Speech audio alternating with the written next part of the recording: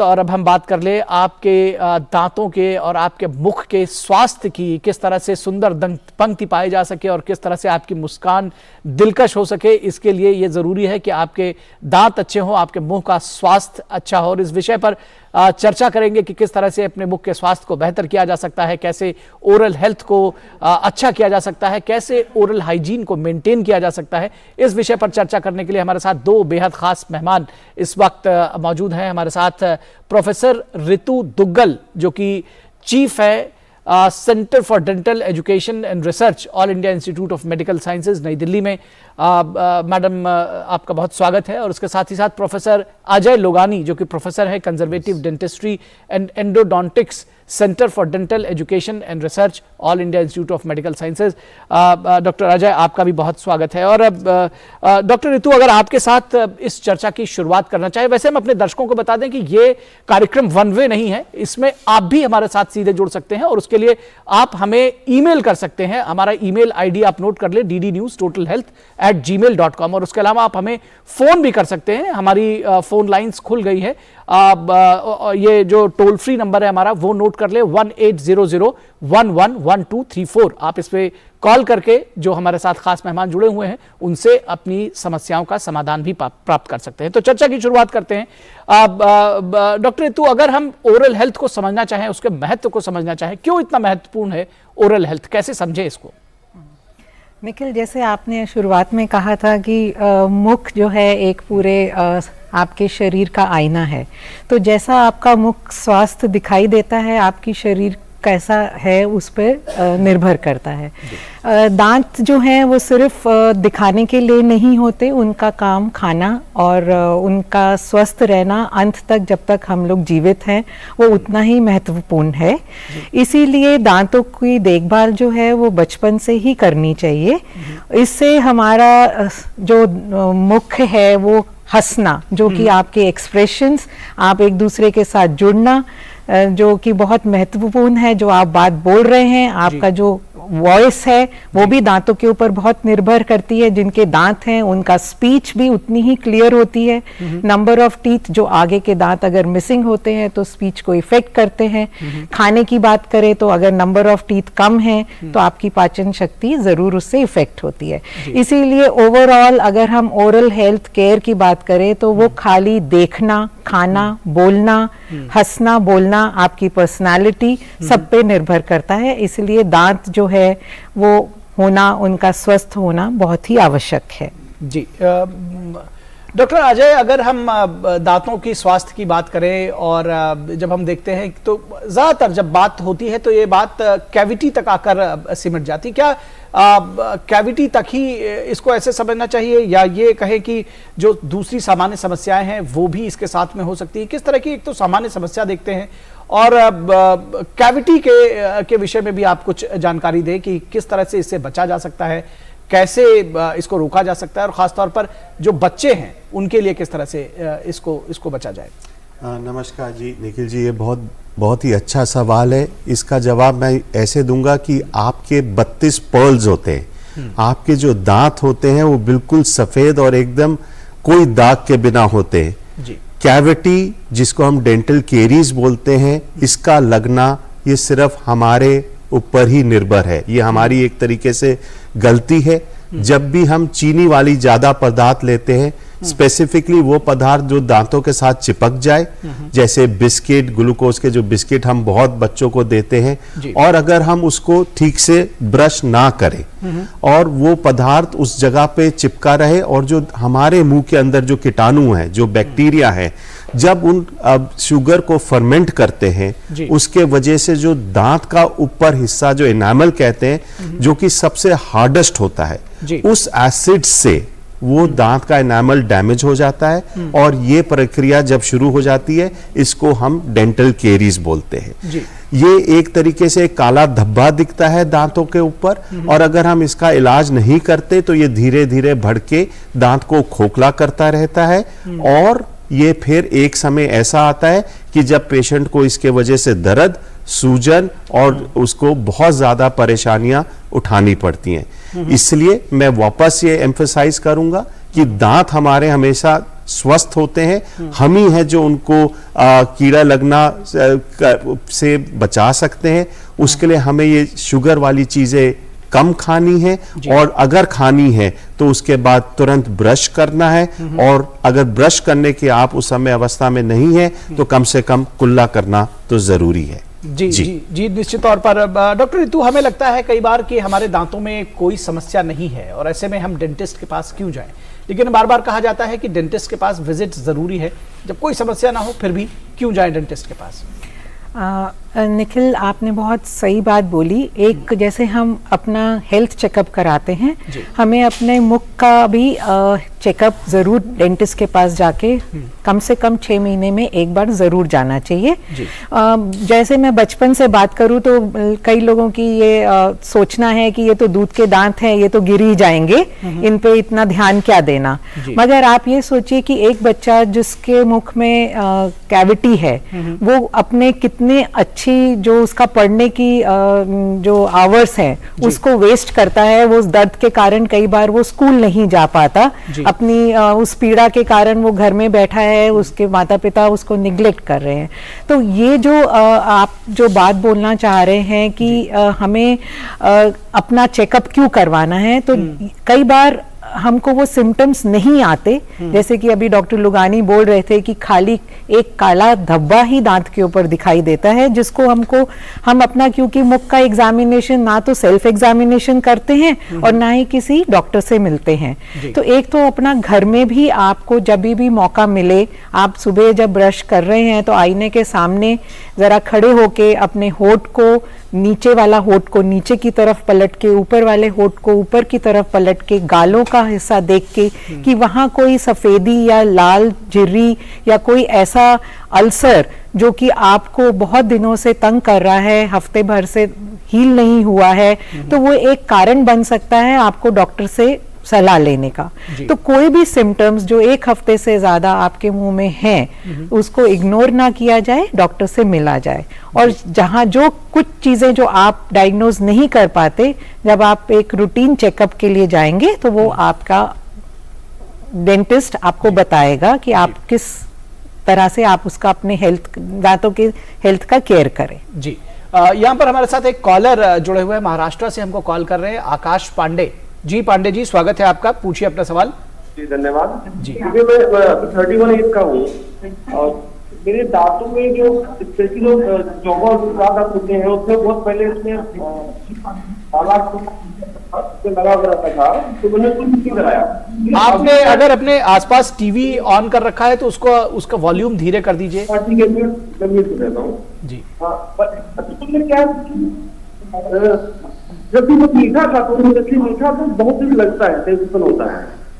जी जी जी जी जी, ये उतना नहीं होता, ठंडी भी होता पर कम, पर मीठे खाने पर, गुड़ वगैरह खाने पर जी जी, मीठा और ठंडा खाने से सेंसिटिविटी बढ़ जाती है। प्रोफेसर अजय, आप इनके सवाल जी, जहां तक मुझे इनका सवाल समझ आया, इन्होंने कहा कि ठंडा इतना नहीं लग रहा बट मीठा लग रहा है। चाहे ठंडा लगे, गर्म लगे या मीठा लगे, इसका हमें यही समझ है कि इनको कहीं ना कहीं 2 चीजें हो सकती हैं। यहाँ तो दांत में कैविटी हो गई है, जिसके वजह से जो ऊपर का एनामल का लेयर अब नीचे डेंटिन एक्सपोज हो गया है, जो कि अंदर की लेयर होती है, उसके वजह से इनको सेंसिटिविटी हो रही है। यहाँ इनको पायरिया लगने के वजह से जो इनके जो गम्स हैं वो रिसीड कर गए हैं और उस जगह पे इनको मीठा लग रहा है, और इसको हम डेंटिन हाइपर सेंसिटिविटी कहते हैं। इसके लिए अपना इलाज तो ये जो कर सकते हैं, इस वक्त एक जो सेंसिटिव टूथपेस्ट आते हैं मार्केट में, उसका इस्तेमाल करें। उसका इस्तेमाल करने का एक प्रतिकर ढंग होता है, वो मैं इनको बता देता हूं कि नॉर्मल ब्रश और पेस्ट करने के बाद सेंसिटिव टूथपेस्ट को अपनी उंगली पे लें और जिस जगह पे उनको सेंसिटिविटी लग रही है उस जगह पे उस पेस्ट को लगा के 4 से 5 मिनट तक लगे रहने दें और उसके बाद कुल्ला करें। अगर 2 हफ्ते के बाद भी इनको आराम नहीं आता तो मैं इनको सलाह करूंगा कि ये जाके अपने नियरेस्ट डेंटिस्ट को दिखाएं और इसका कॉज क्या है उसके ऊपर इलाज हो, उसके बाद इनको आराम जरूर आएगा। जी। अगर इस खबर इस चर्चा को आगे बढ़ाएं, जब हम कैविटीज की बात करते हैं डॉक्टर अजय, तो रूट कैनाल की बात होती है, क्या क्या स्टेजेस है, इसको कैसे समझना चाहिए? आप कुछ मॉडल जी हमारे पास अगर मॉडल्स हैं, अगर आप ये देख सके कि अगर फोकस रहे, तो अगर आप देखें कि इस जो राइट साइड पे मेरा है जो सबसे छोटी कैविटी है, अगर तो पेशेंट हमारे पास इस स्टेज पे आ जाता है तो हम सिंपल फिलिंग कर सकते हैं। बट अगर ये जो लास्ट की जो कैविटी है, जो लास्ट मोलर पे इस समय कैविटी दिखा रहे हैं, जिसमें दांत बहुत ज्यादा डिस्ट्रक्शन हो चुकी है, कैविटी डेंटल केरीज बहुत ज्यादा बढ़ चुकी है, इस अवस्था में अब फिलिंग नहीं हो सकती। इस अवस्था में अब हमारा जो नर्व है दांत की, वो एक्सपोज हो चुकी है, और जब वो हो जाती है तो दांत बचाने का हमारे पास एक ही तरीका है, रूट कैनाल, जिसको हम कहते हैं कि जड़ नाली प्रणाली, जिसमें हम दांत को ऊपर से साफ करके इसकी जड़ों में जाते हैं, जो इसकी जड़ों में जो इन्फेक्शन है उसको साफ करते हैं, और उसके बाद इसको भर देते हैं और इसके ऊपर कैप लगा देते हैं। ये सारी प्रक्रिया मोस्ट ऑफ द टाइम्स एक ही विजिट में अब कर सकते हैं। अगर हड्डी में इंफेक्शन हो गया है तभी ही डेंटिस्ट इसको 2 या 3 विजिट में करता है, वरना ये सारी चीजें एक विजिट में हो सकती हैं। पेशेंट को एकदम से आराम आ जाता है, रूट कैनाल करवा के आप दांत बचा सकते हैं। एक सवाल बहुत संक्षेप में जिसका जवाब दे कि क्या एक से अधिक दांतों का रूट कैनाल करवाया जा सकता है, और कितने समय तक ये जब आप कहते हैं कि रूट कैनाल करके कैप लगा दिया गया तो कितने समय तक फिर ये दांत सुरक्षित? देखिए जी, एक बारी आपने अपना दांत का रूट कैनाल करवा लिया और उसके ऊपर कैप लगा लिया तो ये सुरक्षित है। लेकिन ये मैसेज जाना जरूरी है कि जब आपने अपने हेल्दी दांत में कीड़ा लगा, वो इसलिए लगा क्योंकि आपने चाहे ज्यादा मीठी पदार्थ खाई या ब्रश नहीं किया, तो एक रूट कैनाल दांत में भी कैविटी हो सकती है अगर आपने अपनी हाइजीन को नहीं मेंटेन किया। और इस बारी तो आपको दर्द भी नहीं होगी क्योंकि इस दांत में रूट कैनाल हो चुका है, तो आपको पता भी नहीं चलेगा। तो रूट कैनाल का दांत हमेशा आपके साथ रह सकता है, बेशक आप उसका ख्याल रखें, अपनी हाइजीन को मेंटेन करें। जी डॉक्टर रितु, अगर बच्चों की बात करें तो कई बार जो टेढ़े मेढ़े दांत होते हैं वो बड़ी समस्या के तौर पर देखे जाते हैं। किस तरह से इसको समझना चाहिए, कैसे इसको ठीक किया जा सकता है, या क्या प्रक्रिया होगी इसके लिए? जैसे मैं आपको पहले भी बताया कि बच्चों का जो हमको ध्यान रखना है, जब से उनका पहला दांत निकलता है तब से ही हमें उनका ध्यान रखना है, क्योंकि उनमें अगर कैविटी हो जाए, जैसे डॉक्टर अजय अभी बोल रहे हैं, तो उनका टूथ स्ट्रक्चर जो कि ऊपर का इनामल, साथ ही साथ में उनका दूसरे दांतों के साथ कांटेक्ट ब्रेक हो जाता है। तो अगर उनको ना समय से भरवाया जाए और उनका कांटेक्ट ब्रेक हो जाए तो पीछे वाले दांत थोड़े अपने आगे की तरफ आना शुरू कर देते हैं। तो हमें ये भी पता है कि हमारे दूध के जो मोती जैसे दांत, जो 20 दांत हैं, वो परमानेंट से रिप्लेस होते हैं, जो कि 32 दांत हमारे जो एडल्ट दांत होते हैं। अगर हमारे ये दांत जो 20 मोती वाले दांत, दूध वाले दांत अच्छे होंगे तो उनकी हेल्थ अच्छी होगी, तो आने वाले सारे दांत अच्छे होंगे। एक तो बच्चों में कैविटीज अगर हो तो उनको टाइमली भरवाया जाए।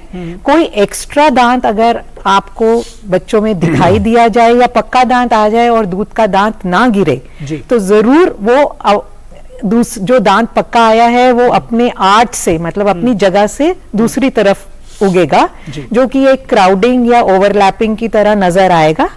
इसलिए रुके हुए दांत जो कि दूध के दांत हैं और पक्का दांत आ गया, उनको रिटेन नहीं करना चाहिए। उनको अगर अपने आप नहीं हिल रहा है, गिर रहा है काफी समय तक, तो डेंटिस्ट से जाके उनको निकलवाना चाहिए। कुछ दांत जो है अगर बंद करने में उनका रिलेशन ऐसा है कि ऊपर वाले दांतों के साथ टकरा रहे हैं, कहीं पर कई बार हमने देखा गया है कि नीचे वाले दांत ऊपर वाले दांतों को इतना टकराते हैं कि उनका ऊपर एक घाव बनना शुरू हो जाता है, जो कि देखने में पता नहीं चलता है मगर महसूस होता है। तो उसके लिए भी कई बार हमको तारों का इलाज बचपन से ही शुरू कर देना चाहिए। बच्चों की जॉ में डिफॉर्मिटी, मतलब कि एक बच्चे जिनका जॉ एक साथ ऊपर और नीचे का ग्रो नहीं करता, बर्ड लाइक फेसेस नजर आते हैं, या एक जबड़ा और दूसरे जबड़े को ओवरसीड कर जाता है ग्रोथ में, तो फेस एक नॉर्मल बढ़ना रुक जाता है। तो कुछ एनवायरनमेंट उनको क्रिएट करना पड़ता है, मतलब जॉ को एक नॉर्मल एक शेप देना पड़ता है कि दूसरा जॉ उसके साथ उस स्पेस पे ग्रो कर सके। तो बचपन में ना दिखने वाली चीजें अवॉइड ना करें, जो कि आप सोचते हैं कि ये तो अभी बच्चा है, ठीक हो जाएगा। आप उनको डेंटिस्ट के पास जरूर लेके जाइए। बढ़ते बच्चों में भी कुछ ऑर्थोडोंटिक ट्रीटमेंट्स की जरूरत पड़ती है जो उनकी जॉ की डिफॉर्मिटी को कम कर सकता है।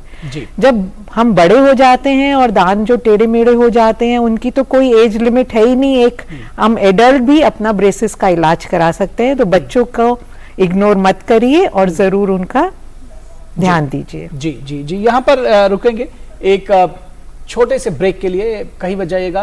कैसे अपने दांतों को और मुख के स्वास्थ्य को बेहतर बनाया जाए, इस पर चर्चा जारी रहेगी ब्रेक के बाद भी। शुरू करो, डालो बुनियाद, घर महल नजर आएगा। वंडर लाइए, वंडर नहीं, फर्क नजर आएगा। वंडर सीमेंट, फर्क नजर आएगा। स्वागत है आपका। ब्रेक के बाद हम चर्चा कर रहे हैं कि किस तरह से अपने मुख के स्वास्थ्य को बेहतर बनाया जाए। हमारे साथ दो खास मेहमान डॉक्टर रितु दिग्गल और डॉक्टर अजय लोगानी इस वक्त मौजूद हैं। डॉक्टर अजय, आपसे समझना चाहेंगे कि अगर किसी बच्चे के दांत दुर्घटना में या वैसे टूट जाते हैं और टूटकर बाहर आ जाते हैं, तो इसको कैसे समझना चाहिए? क्या इसको बचाया जा सकता है? क्या कुछ किया जाना चाहिए? क्या सावधानियां बरतनी चाहिए? मेरे हिसाब से ये प्रोग्राम का सबसे अहम सवाल रहेगा, क्योंकि बच्चों का दांत अगर टूट जाए, जब हम बच्चों की बात कर रहे हैं तो मैं परमानेंट दांत की बात कर रहा हूं। उनकी अगर 8 से 10 साल की एज में अगर ये चोट लगती है और अगर दांत टूट जाता है और अगर मुंह के अंदर ही है अभी, तो आप डेंटिस्ट के पास ले जाके उसको वो देख के कि उसकी रूट कैनाल करके उसमें अगर पोस्ट या रॉड डालने की जरूरत है, उसके बाद उसको वो बना के उसके ऊपर कैप लगा सकता है।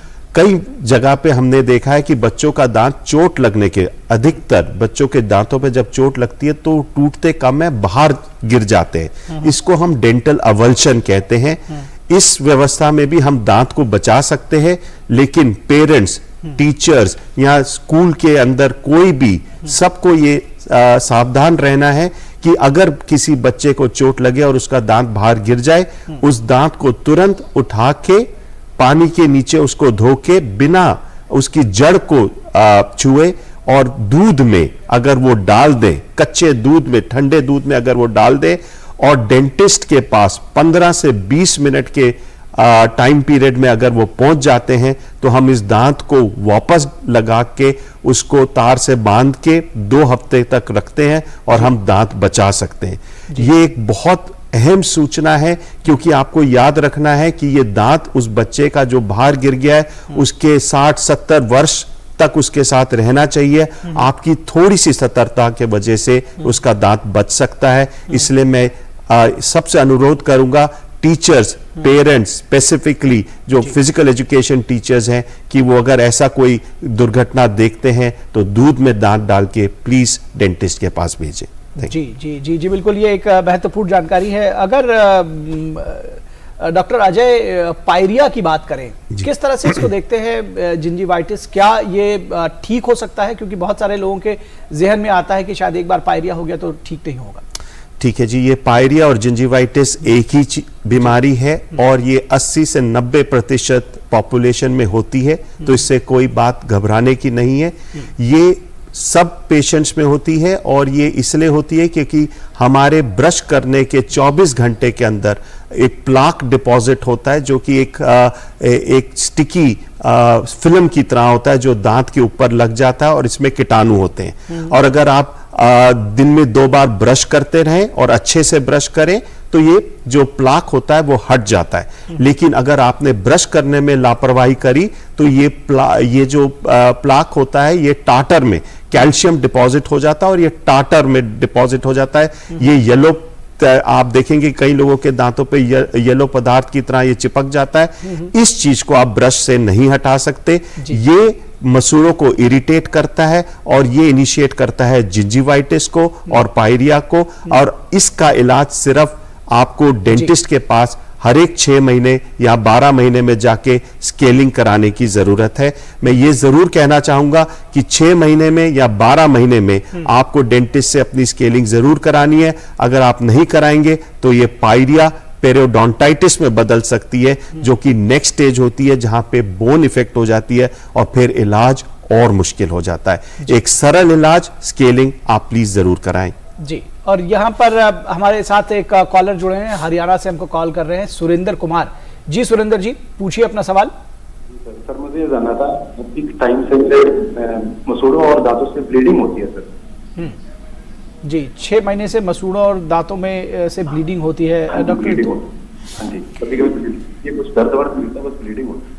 तो जैसे अभी डॉक्टर लोगानी आपको बता रहे थे, ये गम्स की डिजीज की शुरुआत है जिसको जिंजवाइटिस कहते हैं। इसमें सबसे पहले जब आप ब्रश करेंगे तो उसमें खून आना शुरू होगा। तो आपको अगर ब्रश में खून आ रहा है तो या तो आपका ब्रश भी बहुत पुराना हो सकता है जो कि ट्रोमा ला रहा है, एक तरीके से वो आपको इफेक्ट देने के बजाय हार्म दे रहा है। तो मैं कुछ आगे ऐड करना चाहूंगी, जो आप एक तो जैसे डॉक्टर साहब ने बताया कि आप जाके डेंटिस्ट से मिलिए, अगर वहां पर कोई लोकल कॉज है तो स्केलिंग करके आपकी प्रॉब्लम को सॉल्व किया जाएगा। आप अपने ब्रश को भी जरूर एग्जामिन करिए कि हर 2-2.5 महीने में आपका ब्रश जो है उसके जो ब्रिस्टल्स होते हैं, मैं यहाँ पर दिखाना चाहूंगी, एक ये ब्रश है, ये उसका हैंडल है, ये उसके बाल हैं जो कि दांतों को साफ करते हैं। इसका जो शेप है वो खराब नहीं होना चाहिए, वो फैलना नहीं चाहिए। तो कई बार हमको आदत है कि हम वही पुराना ब्रश अपना महीनों इस्तेमाल करते रहते हैं, तो उनका मुलायम ब्रश, एक हार्ड ब्रश या एक ट्रोमा ज्यादा लाता है हमारे दांतों के ऊपर, जो कि एक इंजरी कॉज करता है, उसके कारण भी हमें मसूड़ों से खून आना शुरू हो जाता है। तो आपकी क्वालिटी ऑफ ब्रश उसको देखिए कि वो उसके जो बाल हैं वो ऐसे खुले नहीं हो। हर 2-2.5 महीने में आप ये एक आपकी एक अच्छी ब्रश की पहचान है कि उसको कब चेंज करना है। तो एक अच्छा ब्रश, और अगर सही तरीके से ब्रश कर रहे हैं तो 2 महीने में वो खराब हो जाना चाहिए। जी जी जी जी जी। और यहाँ रुकेंगे एक ब्रेक के लिए, और ब्रेक के बाद जब वापस लौटेंगे तो इस पर चर्चा हमारी जारी रहेगी। शुरू करो, डालो बुनियाद, घर महल नजर आएगा। वंडर लाइए, वंडर अपनाइए, फर्क नजर आएगा। वंडर सीमेंट, फर्क नजर आएगा। 2-4 मिनट। और अब सीधे बात करें डॉक्टर अजय, इम्प्लांट को किस तरह से समझना चाहिए, कितना जरूरी है और कब इसकी जरूरत पड़ती है, कैसे समझाएंगे? आपके पास कुछ मॉडल्स भी हैं, उनके जरिए अगर आप बताना चाहें। Thank you Neeraj. जो सवाल आपने पूछा, पहला उसका जवाब ये है कि नेचुरल दांत को हमें हर एक कोशिश करनी चाहिए कि वो बचे। उसमें 2 लोगों का सहायता है, एक आपका अपना कि आप हमेशा उसको साफ रखें ब्रश से और कैविटी को रोकथाम करें, और अगर कैविटी लग जाए तो डॉक्टर के पास टाइम पे जाएं और उसको बचाएं। लेकिन कई कारण की वजह से जब दांत नहीं बच सकता तभी हमें उसको निकाल के इम्प्लांट लगवाना पड़ता है। और अगर आप फोकस करें इसके ऊपर तो ये इम्प्लांट, ये एक ऐसी चीज होती है, ये एक बायोकम्पैटिबल मटेरियल के साथ बनी होती है जो टाइटेनियम जिसको हम बोलते हैं, और जिस जगह से दांत निकलता है उस जगह पे ये एक रॉड की तरह हड्डी में डाल दिया जाता है। और आजकल तो अब एडवांसमेंट्स की वजह से एकदम से उसके ऊपर कैप लगाई जा सकती है, लेकिन अगर डेंटिस्ट ये सोचता है कि इसको 4 से 6 महीने ऑस्टियो इंटीग्रेशन के लिए टाइम देना चाहिए तो उसके बाद कैप लगती है। तो सरल में ये एक नेचुरल दांत को रिप्लेस करता है, लेकिन नेचुरल दांत जैसा नहीं होता। तो मेरा हमेशा यही मैसेज रहता है कि हमेशा नेचुरल दांत को बचाया जाए, बट अगर नहीं तो इम्प्लांट का ऑप्शन आपके पास है। जी डॉक्टर रितु, इम्प्लांट्स पर हम देखते हैं कि बहुत जोर है, लेकिन ये भी समझने की जरूरत है कि इसको किसको दिया जा सकता है, किसको नहीं दिया जा सकता, क्या सबके लिए ठीक है? जैसे डॉक्टर अजय बता रहे थे कि अपना दांत तो नेचुरल दांत अपना ही होता है। कई ऑप्शंस हैं आपको दांत को रिप्लेस करने के। अगर आपकी हड्डी जो कि हड्डी की क्वालिटी जो कि बोन डेंसिटी अच्छी है तो ही आप एक अच्छे आपका जो इम्प्लांट लगाया जाएगा वो सक्सेसफुल होगा, ऑस्टियो इंटीग्रेट होगा। जैसे उन्होंने वो शब्द, ऑस्टियो इंटीग्रेशन का मतलब होता है कि वो आपका बॉडी का पार्ट बनना। अगर वो अच्छी तरह से ऑस्टियो इंटीग्रेट नहीं हुआ तो आपको थोड़े दिन के बाद वो इम्प्लांट एक फेलियर हो जाएगा, वो हिलने लगेगा और वो गिर जाएगा। अगर आप किसी एक डिजीज जैसे कि डायबिटीज और या आप बहुत हैवी स्मोकर हैं तो भी आपके लिए ये इम्प्लांट इतना सक्सेसफुल नहीं है। तो मेनली जहां पर आपका इम्प्लांट लग रहा है वहां की बोन डेंसिटी, हड्डी, उसका हाइट बहुत महत्वपूर्ण है जांच लेने के लिए कि आप एक अच्छे कैंडिडेट हैं इम्प्लांट लेने के लिए या नहीं। अगर किसी कारणवश आप मधुमेह से पीड़ित हैं या आप बहुत हैवी स्मोकर हैं और आप तो इससे परेशान मत होइए कि आप अपने दांतों को कैसे रिप्लेस करा सकते हैं। और भी ऑप्शन है, अगर आप देखें तो एक ब्रिज का ऑप्शन होता है जिसके अंदर जो दांत जैसे अभी डॉक्टर अजय दिखा रहे थे कि ये हमारा इम्प्लांट है जो कि हम दांत निकालने के बाद उस सॉकेट में डाल देते हैं। ये इम्प्लांट्स ना लेते हुए अगर ये हमारा गैप है तो आसपास के दांतों का सपोर्ट लेके भी हम एक दो दांतों के ऊपर कैप लगा के ब्रिज से इस दांत को रिप्लेस कर सकते हैं। तो ये इम्प्लांट का चॉइस या कैप और ब्रिज का चॉइस आप अपने डेंटिस्ट के ऊपर छोड़ दीजिए। इसके लिए कई बार हम जाते ही और डिमांड करने लगते हैं कि हमें इम्प्लांट ही चाहिए और हम उसके लिए कई बार गलत हो जाते हैं। तो इसका चुनाव अपने डॉक्टर के ऊपर ही छोड़ना बेहतर है। जी डॉक्टर रितु, इस कार्यक्रम के अंत में हम पहुंच चुके हैं, लेकिन एक चीज़ और बेहद महत्वपूर्ण है, वो है कि कोविड का प्रसार धीरे धीरे फिर से एक बार फिर से जिसको कहते हैं कि फिर से सामने आने लग गया है। तो किस तरह से इस समय एहतियात बरते जब डेंटिस्ट के पास जाए, या घर पर किस तरह से ऐसे देखभाल करे अपने दांतों की? निखिल, आपने बहुत ही महत्वपूर्ण सवाल पूछा है जो कि कोविड से हमने पिछली बार क्या बहुत कुछ हमने सीखा है। तो सबसे पहले जो हमने सीखा है कि हमें अपने आप को कोविड से बचाना है। तो अगर हमारे को बचाने का सबसे अच्छा और सिंपल तरीका है एक सिंपल फेस मास्क। तो जब भी आप घर से बाहर निकलिए अपने बच्चों को और खुद को फेस मास्क जरूर लगाइए। अगर आप घर में हैं और जबरदस्ती मार्केट प्लेस पे या अब घूमने का वो समय फिर से थोड़ा सा रिस्ट्रिक्ट करना है, तो जब जरूरत नहीं है तो इवन मैं कहूंगी कि अस्पताल में जाने की आवश्यकता हमको थोड़ी सी अवॉइड करनी चाहिए, अनलेस एंड अनटिल हमको बहुत ही आवश्यकता है। तो दांतों के लिए दांत क्योंकि ऐसा है कि हम डॉक्टर भी और आप भी हमको मास्क उतार के ही आपको देखना पड़ता है, तो आप भी बहुत जल्दी इस इन्फेक्शन से को पकड़ सकते हैं। तो और क्राउडेड जगह पे अस्पताल भी अगर क्राउडेड हैं और हमारे को पता है कि हमारा जो ये वायरस है वो मुख से ही ट्रांसमिट होता है, तो अननेसेसरी अपने आप को सिंपल चीजों के लिए बचाया जा सकता है। हम ट्रीटमेंट अपनी कुछ चीजें जो सलाह है वो टेलीमेडिसिन से अपने डॉक्टर जो आपके फैमिली डेंटिस्ट हैं उनसे फोन पर अपनी रूटीन सलाह ले सकते हैं। कुछ फोटोग्राफ्स जो आप फोटो से खींच के अपने डेंटिस्ट के पास भेज सकते हैं, उनसे सलाह ले सकते हैं। अपनी ओरल हाइजीन घर में जरूर अच्छा रखना है। जैसे पहले बोला जाता था कि कहीं से भी आप बाहर आए अपने हाथ को साफ करें, hand hygiene and oral hygiene. तो कुल्ला करना, ब्रश करना, एक दूसरे के ब्रश को शेयर ना करना, ब्रश को किस तरह से हमें रखना है, उसको कैसे धोना है, उसको अगर कोविड का कोई संक्रमण आपके घर में है तो अपने ब्रश और अपने हाइजीन का ध्यान रखना, उससे अपने आप को बचाव किया जाता है, क्योंकि ओरल ट्रांसमिशन ही सबसे बड़ा कारण है कोविड का से बचने का। तो जो कि आप ध्यान रखेंगे। तो एक लास्ट मैसेज की तरह हम सब लोगों से यही एक मैसेज देना चाहेंगे कि ओरल हेल्थ का ध्यान रखिए, उससे आप बहुत सारी बीमारियों से बच सकते हैं, जो कि एक आईना है आपके स्वास्थ्य का और ट्रांसमिशन का दोनों। जी बिल्कुल। तो ओरल हेल्थ का ध्यान रखें और अब आपके स्वास्थ्य का आईना है। निश्चित तौर पर बहुत शुक्रिया डॉक्टर रितु दुग्गल आपका और डॉक्टर अजय लोहानी हमारे साथ जुड़ने के लिए और इस तमाम चर्चा में बताने के लिए, दर्शकों को तमाम चीज़ें शेयर करने के लिए। तो अपने मुख का स्वास्थ्य, इसका मतलब आपके हाथ में है। ओरल हाइजीन को बेहतर रखें, अपने मुख के स्वास्थ्य को बेहतर रखें और एक अच्छा स्वस्थ और आनंदित जीवन जिए। आज के टोटल हेल्थ के इस एपिसोड में बस इतना ही। हमारी पूरी टीम को दीजिए इजाजत। नमस्कार।